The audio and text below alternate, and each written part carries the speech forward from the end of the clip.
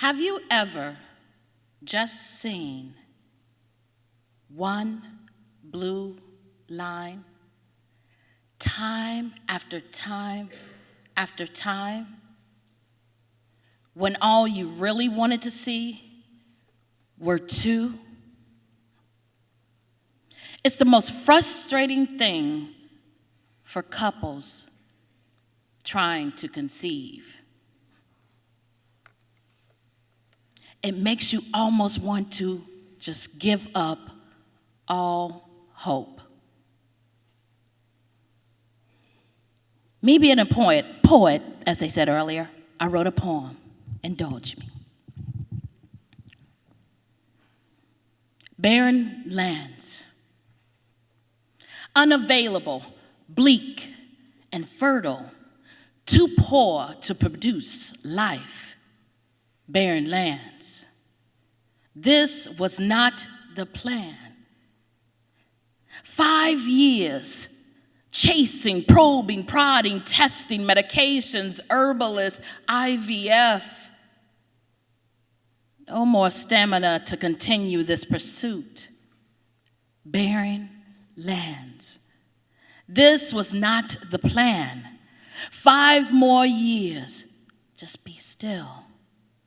Concealing the isolation, the emptiness, loss of identity, grief. This was definitely not the plan. Resolute, finding wholeness within myself. Healing is a process, not an event or a sprint to peace. So I must find comfort in these barren lands. Here's my story.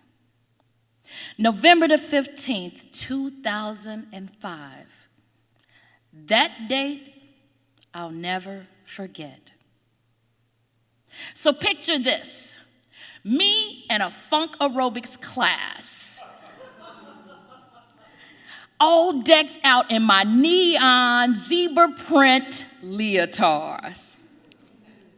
CNC Music Factory, I'm gonna make you sweat, playing in the background, and me, the aerobics superstar that I am,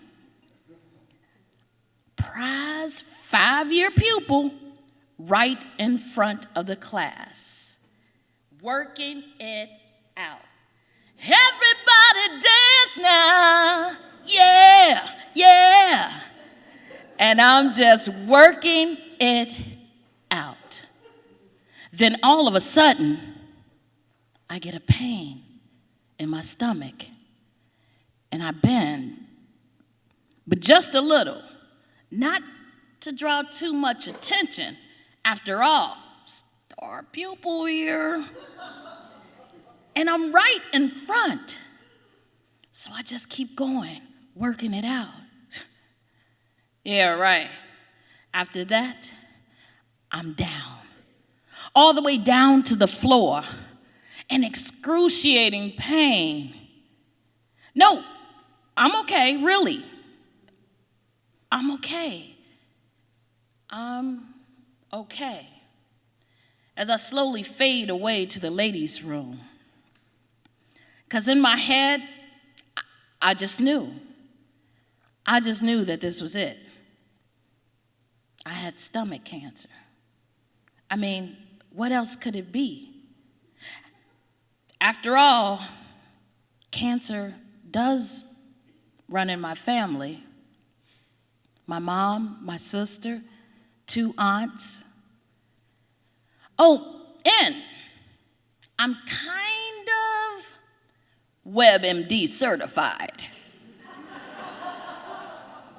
Only because I searched their site so much. And these were kind of pains and symptoms that I had Googled before, so that's what it must be. But these are way sharper. I immediately visit my doctor the next day, exclaiming my findings. and him insisting on tests. And a urine test. A urine test? Where he comes back in and states, I think you're pregnant. I think?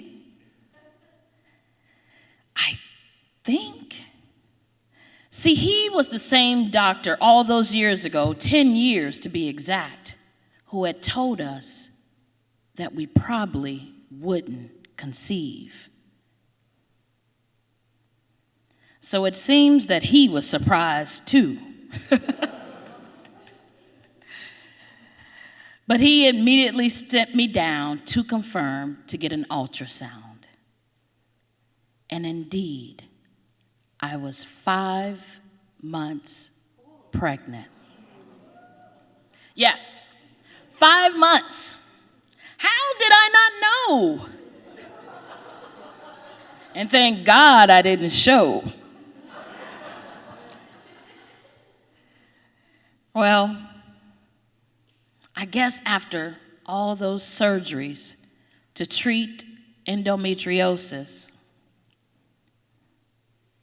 the doctor visits, the medications, years of irregular menstrual cycles,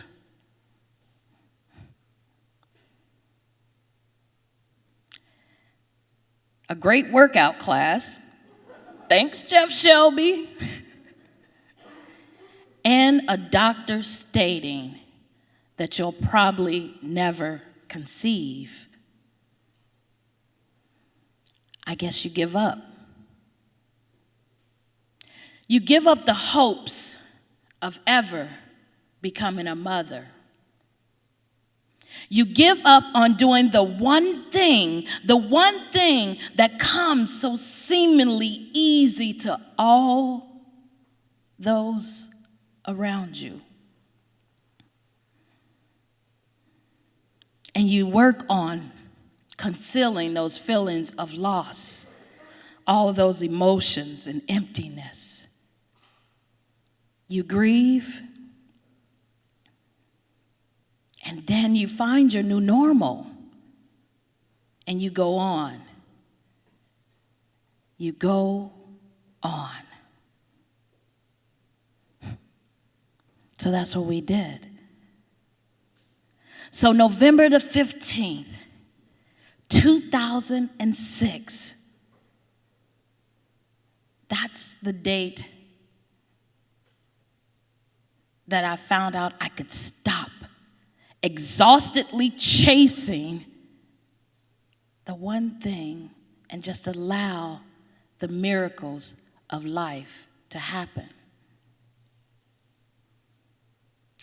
Because 2 months later,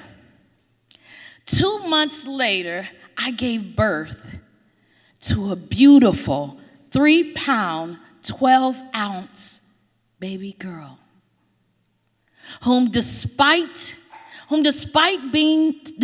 the odds of being born 2 months to the date of her discovery, and 2 months way too early, she is a vibrant 13-year-old teenager today. A teenager. A teenager that celebrated her milestone this year by taking 10 of her friends to the escape room. Can you imagine all those teens putting down their iPhones for 1 whole hour to work together to solve clues? Yeah, that's even more proof of the miracle of hope. But it happened. It happened. And she's certainly living up to her name, Amaria. It means a gift or promise of hope from God.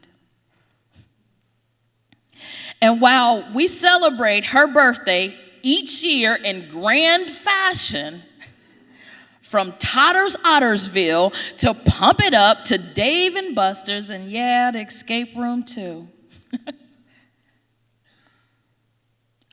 I'll never forget the journey. I'll never forget that journey of propping up all of those pillows just right under my tush after every sex act and at the perfect ovulatory time. I'll never forget. And I'll never forget needle pricks after needle pricks after needle pricks. I hate needles. Hate needles. And I'll never forget the frustration of always only seeing one blue line. At least 10 times.